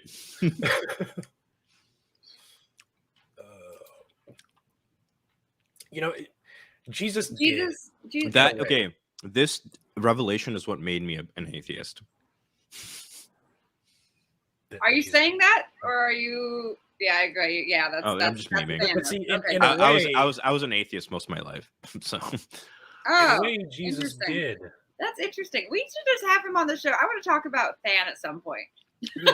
I'm not that interesting. Lies. I always make people sound interesting. I want to hear about you. I would argue that in a way, yes, Jesus did write the whole Bible because John says that Jesus was the Word made flesh. He was in the beginning. And in Acts, the Holy Spirit came as Jesus predicted and help his followers. So when the disciples wrote the Gospels, they were influenced by the Holy Spirit, which is a part of the Godhead, the Trinity. So Jesus, in a way, yeah, he kind of wrote the whole Bible. Yeah. Well, debunked. So atheist self here. You see, the issue there, I think, is that when they're talking about the divine logos, they're actually appealing to some like divine pre-existent rationality, not the word being, the Bible or something. That would be my atheist answer. Oh gosh. All right, we are at the end of our recorded all of that. I'll see you on TikTok. Oh no. John, don't you dare! Because here's pretty sure Ronan. I think he recorded my response to his question. I know, but here's the thing. It's going to be a back and forth. No, people are going to see DadPool saying that, even though it's clearly satire, and people are going to run with it. And then Christians are going to make a fool out of themselves again. So do it. Absolutely. Hey, you know what? TikTok is TikTok. TikTok's on a tick. For $20. And then for $20, I'll do it. Dadpool's advocate. I'll even unbutton another button for you. Oh. There. It's one of my favorite usernames of all time. Dadpool's advocate. Dadpool's advocate. That's funny. God, that's good. He's one of my patrons. Really good. I'm really sad I didn't think of that myself. Same. I come in. Captain DadPool and Dadville's advocate. That's cute. I like it. Oh, you didn't have like What? an atheist rant? No. I actually stopped paying attention for a second because I realized I had sweet tarts next to me. Oh, who Sour kind. Oh, that's yummy. So I have a question. What am I supposed to rant about? There's a few other questions that have been popped up. There's a question about light speed and omnipotence, which I don't think. I just laughed because of courageous comment. Yeah. Clearly an atheist because he's stripping. Atheists have no morals. In that case, I will be topless in a moment. No, Oh, and our viewers just went down. Hey, it is Nerds and Heresy After Dark. It is Nerds and Heresy After Or Dark. is it After Hours? I can't remember. Oh, here we go. Captain, I have a question for you. For your theist, if nothing can be created from nothing, then who or what created God? Oh, wait, did we do that one? I already answered that one. You did that one. Sorry, my You bad. don't ever listen to me. I never listen to you. I'm the worst. Okay. Then in that case, I have a question for Than. Oh, wait. How do you explain the 200, 300 genetic mutation every human has? That, my friends, is a result of our sin nature.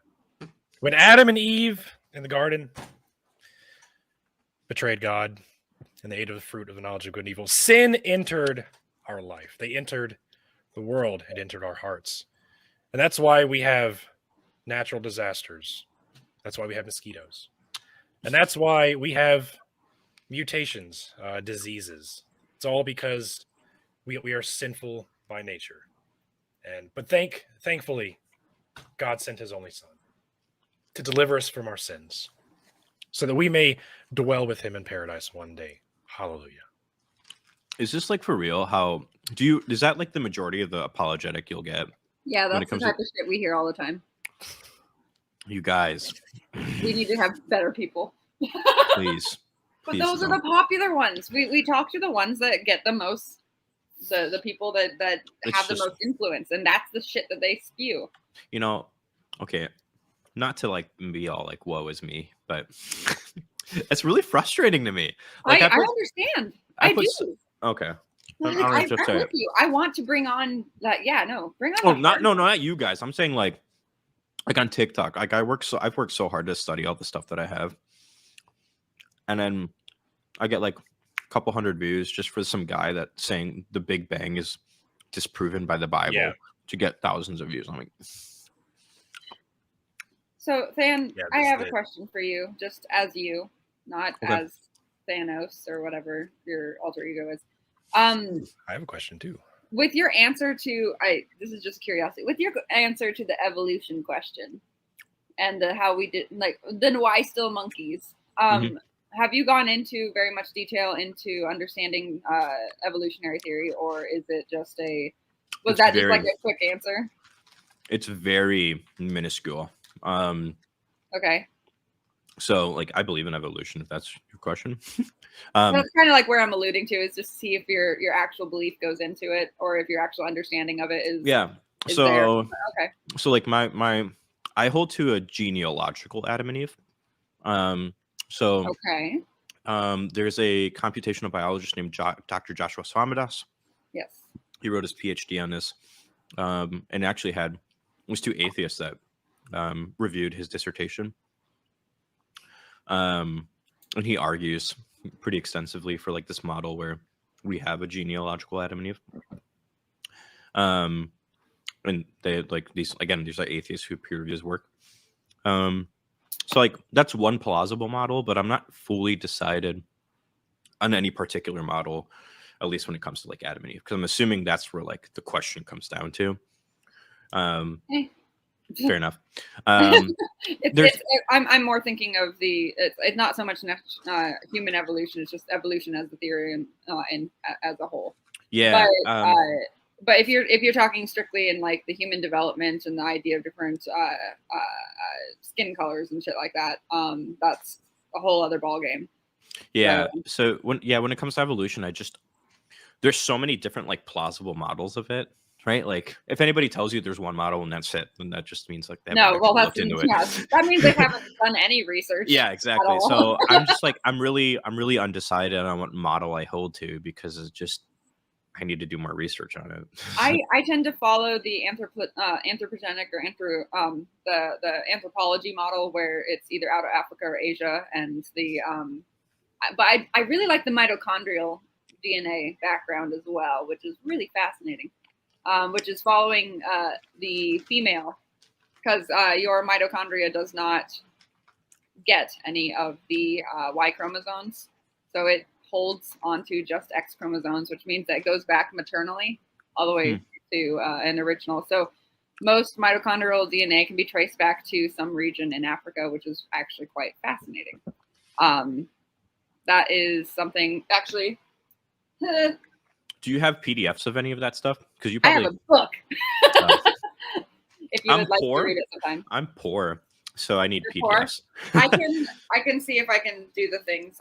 God, this is so written. Or just like, look, I'm in you guys' server, so like, yeah, just DM me like a list of books that you think I should read on the topic. Oh yeah, so the Power, Sex, and Suicide one talks about the origin of DNA, mitochondrial soup and DNA soup, RNA, all the little tidbits of how they mesh together and started connecting. And then it talks about through evolution, or at least not necessarily through any particular, because the mitochondrial DNA is actually found in all species. Mm-hmm. So that maternal background, instead of following a genetic, like a genealogy background, you end up following just a maternal, like a matriarchal line, which is actually something that isn't studied enough. It's recognized, but it has less. There's a lot of stuff like that, though. Yeah, that's true. But there is a higher proportion of mutations done when you go through a patriarchal line, whereas a matriarchal line tends to have less mutations. Mm-hmm. So that is kind of a fascination. So you can get down to like the origins of a genetic code, which is kind of cool. Really cool. One thing I learned while doing research for my thesis was that female is the genetic default gender of our species. Men are almost entirely women, with a slight alter in our genetic code. We're like 97 or 98%. Try being a woman and explaining that to a man. I love getting yelled at by men when they're like, "We are not women." I'm like, "What is wrong with being a woman?" Men are almost entirely women, and women are 100% women. Men are like 97% women, genetically speaking. But then there's also all of the little fun outbursts. Those the ones where there's a little extra chromosome in there, or a little tiny one that just kind of slipped in there. Those are fun to talk about. I like talking about those. I need to stop eating these. They're addicting, right? Yeah. All right, I had a question I want to answer. Okay, go. If God presented himself to you in an undeniable way, would you follow him? The answer is no, because even if God exists, whether or not he should be worshipped or followed is a separate question. Does this God even want to be worshipped? Does he deserve to be worshipped or followed? Is this God evil? It's a whole nother. If God can convince you somehow to follow him, then that's a whole other thing. But just because God's real, that doesn't mean we have to follow him or worship him by default. We talked about El, or the Canaanite pantheon. El, the supreme god of the Canaanite pantheon. He didn't want to be worshipped. He didn't really care. He was the high god in Canaanite mythology, but he didn't really care about being worshipped. And of course, he made one of his children being Yahweh, or eventually Yahweh. What did want to be worshipped? And he was described as a jealous god. So you can see this in, was it Psalms 119, where Yahweh can try to convince God to kill his his brothers, so he could rule over the lands and be worshipped by everybody and not just his one tribe that he was assigned to. So yeah, I'll say, yeah, like the most powerful god didn't want to be worshipped, but his son very much wanted to be worshipped, even though he was a tyrant. He demanded worship. He didn't deserve it. He demanded it by force if necessary. So yeah, I'll say whether God exists and whether he should be worshipped are two completely separate issues. I would have no problem believing in God if I found there was evidence there was one, but that doesn't mean I would become a Christian or a Muslim or anything else. Yeah. Cool. I'm trying to see if there's anything else. We're closing in on the 2-hour mark. Yep. Let's take like maybe one more question, and then we can have a little, unless actually, because those the questions are kind of going around. Than, what do you like to nerd out about? What I nerd out about? Yeah. What's something you nerd out about? What's a personal thing that you nerd out about? Is that a little dinosaur you have in the background? Hold up. Oh, he just straight up brought something up. Oh man. Is that Sonic the Hedgehog? Oh Yeah, my go god. Hold on, I just lost my Goku head. One sec. So I'm a huge Sonic fan. Oh, Nice. Can't see that. Tell me you. I don't even want to bring it up. Never mind. No, what? Nope. Is it inappropriate for a stream? No, because we did it on Nothing the stream. inappropriate. Huge anime guy. Nice. Have you read Sonic the Hedgehog fan? Oh yeah, God. No, I have not. It's terrible. Don't do it. Okay, I won't then. What else? We read one aloud on a stream over a year ago, and that thing went nuts. It was Oh my God, so it bad. It was hilarious. so It wasn't. Was it like cringe? It wasn't inappropriate, really. It was so just like chaotic and so it was. It's like Sonic, a chaotic 10-year-old like wrote it. It was great. Yeah, like it's like Sonic goes back in time and he meets Harriet Tubman, but he has to like I'm trying to remember. He meets her as a child. Not Harriet Tubman. He meets Anne Frank. Anne Frank, yeah. Harriet Tubman. And he has to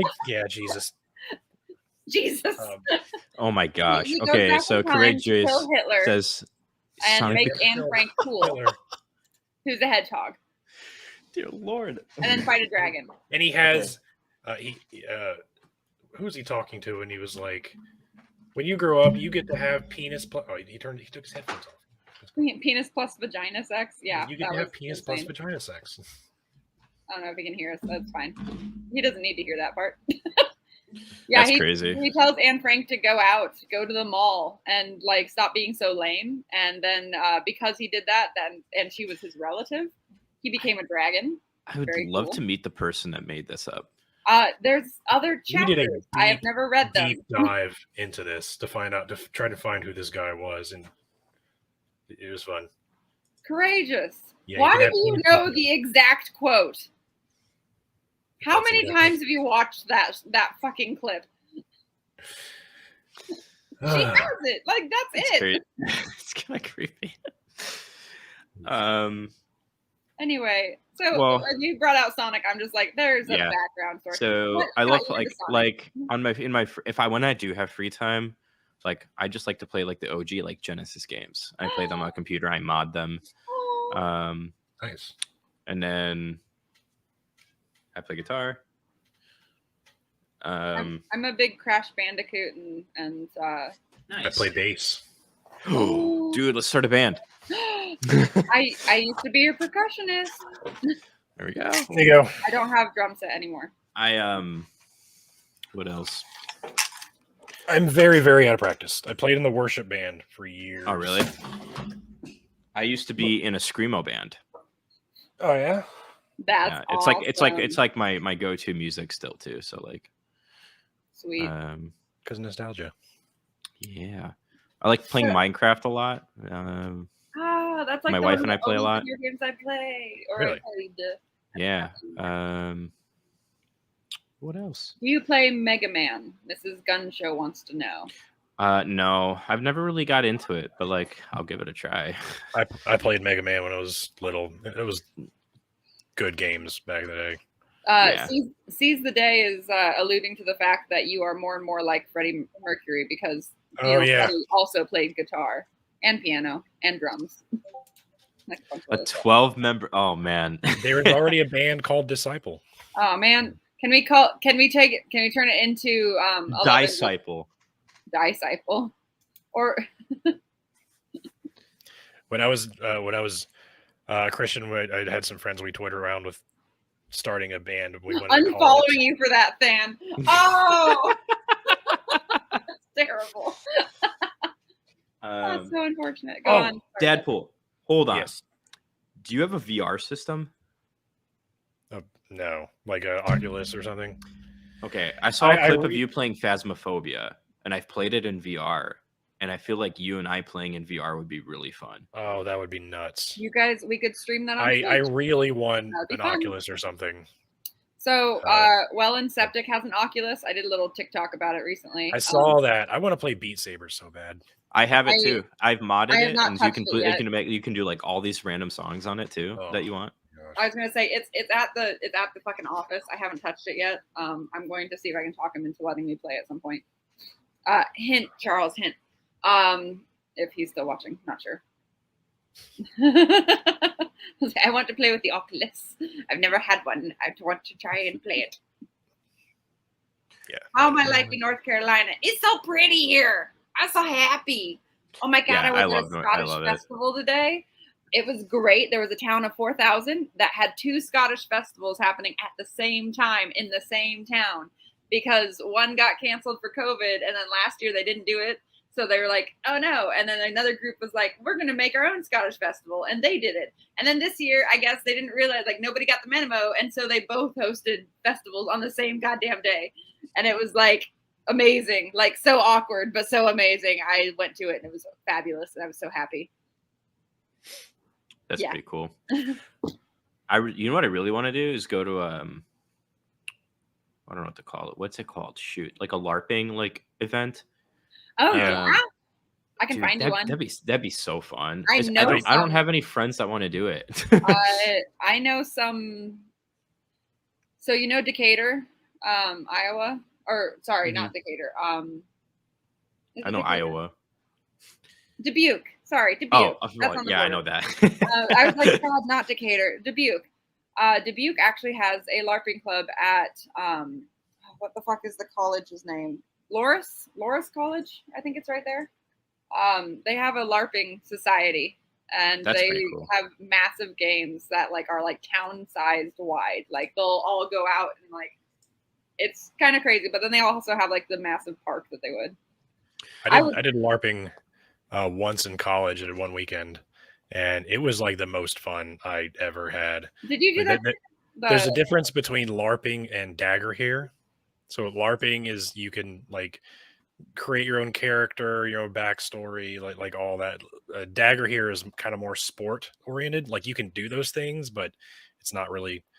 And then you have SCA, which is like the Society for Cultural Anachronism, which is like you try to be as accurate as possible to the time period that you're studying, and you try to portray. I had a friend who who did dagger here a lot, and he talked about it all the time. So know way more about it than anyone who's never done it. But they have like a whole group called the Romans, and of course you dress as Roman, and everybody hates the Romans because they used in their boffer weapons they used kite like rods. So their weapons, like you make your weapons yourself, and it's like kite rod, but it's like foam around it because of the core. It weighed like nothing, so they would just go and just like beat the crap out of it. But everybody else was trying to make like heavy weapons, so it'd be more like a little bit more realistic.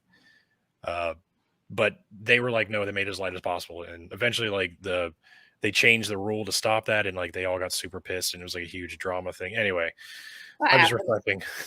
Everybody gets grumpy at some point for some random thing because somebody decides to do something stupid. Anyway. Hey, DadPool, real quick question. Somebody DM'd me and asked me to ask you this, and I'm actually kind of curious. So what are the argument that you put up? Like, what are your critiques of it? My own critique is that it's still not evidence for God. It's just evidence that we don't have the full picture yet. Is basically Science is always learning. it's still at the end of the day, it's still a God of the gaps argument. Fair enough. We can't explain why this is so incredibly complex, thus God. Like, no, that's not how that works. Fair enough. So that's what I would say. I mean, science is always learning and adapting and taking in new data, coming to new conclusions. The fact that it's not always that science changes is one of the things that I know a lot of theists tend to argue. It's that's a pain in the butt for me, because they're like, why does it constantly change? I'm like, the whole point is that we take the information we know at that time. That's the whole idea, is to keep up to date with what we understand. And so it is. Yeah, I always tell people, at least, so like the way I argue for God's existence and like my beliefs, I use the same epistemology that we use in the philosophy of science, and so, which I'm sure you would actually appreciate. No, I took my very first philosophy class was, honest to God, the philosophy of science. Oh, it's so fascinating. I still have some of my textbooks. I have I have the blind watchmaker, which we actually read in response to the watchmaker. So we did both, which was actually quite a bit of fun. And I love those arguments. They're fun. Yeah. Philosophy of science is really important though, because I think I maybe you would agree with me, maybe not, but I feel like the majority of people, when it comes to this debate between theism and atheism, it would benefit so much if they actually understood the philosophy that undergirds all of scientific thinking. Mm-hmm. So my argument is always that science can exist within religion, whether or not the religious want to believe it. But just because I'm not religious does not mean that my concepts of what reality is interferes with yours. Mm-hmm. I'm not here to argue that you're wrong. I'm simply here to let you know what there is and what we have data to show. And you can take it how you like it, but that tends to there are some serious people that will argue it. I'm trying. Really I'm trying really hard to change that. Yeah. That's the thing, is I actually, when you decide to do an argument of naturalism as the atheist thing, I was like, oh, this is great. I was like, yes, this is great. Using statistics. This is it is such a great base model for atheism. And yet so many atheists avoid that particular topic because it immediately goes into evolution isn't real. Darwin's a bitch. Like all that shit. Darwin was racist. That's another one I hear a lot. That one is the thing. Yeah. I do get that. Darwin was racist. I'm like, so discuss the idea, not the man. I don't know what the fuck's wrong with you. He also married his niece, which is the same thing that fucking Hitler was trying to do. So why are we I mean, it's their shit. I don't like Richard Dawkins. I love his ideas. Mark. I love his brain. I don't like Richard Dawkins. Same thing. Anyway, sorry. We're over the 2 hour mark. I'm going to go ahead and close things out there. Dan, you were awesome. Thank you so much for joining. Thank you for having me, guys. I really appreciate it. This was fun. Thanks everybody in the chat. Thanks for your super chats. Yes. Here in the next few days. How much money did we raise? I was going to say, I have no idea. Okay. I won't be able to find that out until probably tomorrow, and I think it's I will not get the actual money for 28 days. Okay. So it'll be about a month before I can actually send it to you. I trust you, so but yeah. You don't seem like a shady guy. When I can, I will, but that's the reason for the delay. You only get the money once every 28 months or 28 days. That's fine. There might even have sooner, actually. Anyway, after this, some of our followers, they tend to jump into the Discord to chat if you want to join. I am not going to. I have had a very long day. That's fine. Yeah, same. Yeah. So I never joined though. Sorry, if you guys want to talk amongst yourselves in the Discord, it's open for you. But we're probably going to dip. All right. Well, if y'all know me, you know I'm very bad at ending shows. So good night, everyone. So good night, and love y'all. Bye. Thanks.